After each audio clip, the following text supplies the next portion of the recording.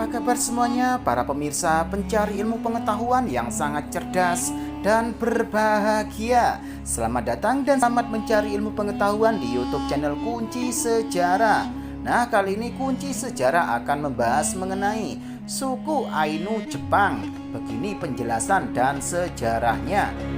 Suku Ainu Jepang merupakan penduduk asli Hokkaido, Sakhalin, dan Kepulauan Kuril yang secara tradisi dan lahiriah berbeda dari tetangga Jepang mereka sampai paruh kedua abad ke-20. Suku Ainu mungkin adalah keturunan penduduk autentik yang pernah tersebar luas di Asia Utara. Banyak orang Ainu kontemporer mengklaim ada kaitannya dengan tradisi Jomon prasejarah Jepang. Bahasa Ainu tradisional, sebuah isolasi dengan sejumlah aksen, hampir sepenuhnya digantikan oleh bahasa Jepang pada permulaan abad ke-21. Gerakan revitalisasi bahasa memprakarsai perintah formal di Ainu pada 1980-an. Sejarah suku Ainu Jepang.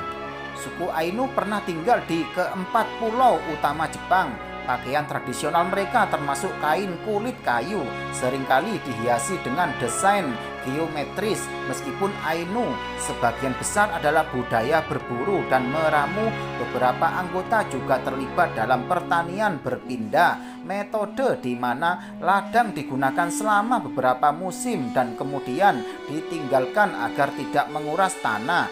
Animisme adalah agama tradisional. Ritual terpenting berlangsung selama beberapa tahun dan melibatkan penangkapan anak beruang yang kemudian dibesarkan sebagai anggota keluarga.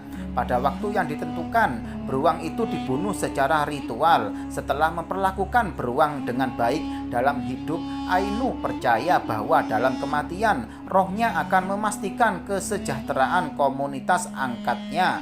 Orang Jepang mulai menjajah wilayah Ainu pada milenium pertama Masehi selama berabad-abad, dan meskipun ada perlawanan bersenjata, masyarakat adat ini kehilangan sebagian besar tanah tradisional mereka. Akhirnya mereka dipindahkan ke bagian paling utara Kepulauan Jepang. Di sana mereka dipandang sebagai pasar tawanan dan sebagai penyangga terhadap invasi potensial oleh Rusia ke utara.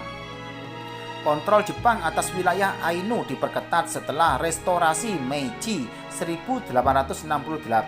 Selama periode ini, wacana rasial Jepang tentang Ainu yang telah lama meremehkan Ainu menjadi semakin merendahkan. Pengamat Jepang telah mencatat bahwa Ainu berbulu lebat dibandingkan dengan diri mereka sendiri. Sebuah fakta yang ditekankan oleh adat tradisional Ainu, di mana pria berjanggut lebat dan wanita memiliki tato wajah yang sekilas tampak seperti kumis.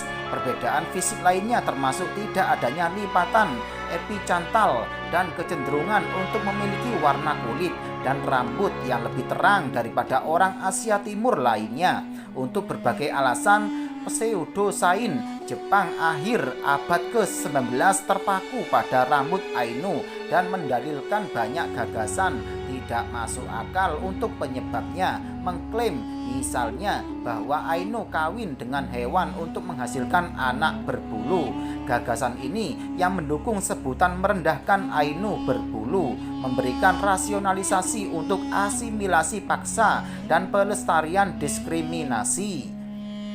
Sepanjang abad ke-20, sejumlah besar etnis Jepang menetap di Hokkaido dan menikah dengan suku Ainu. Meskipun sebagian besar ritual Ainu tidak lagi diberlakukan secara tradisional, ritual tersebut terus dirayakan melalui acara di museum dan festival. Pada akhir abad ke-20, aktivisme Ainu dan gerakan revitalisasi budaya menjadi semakin efektif.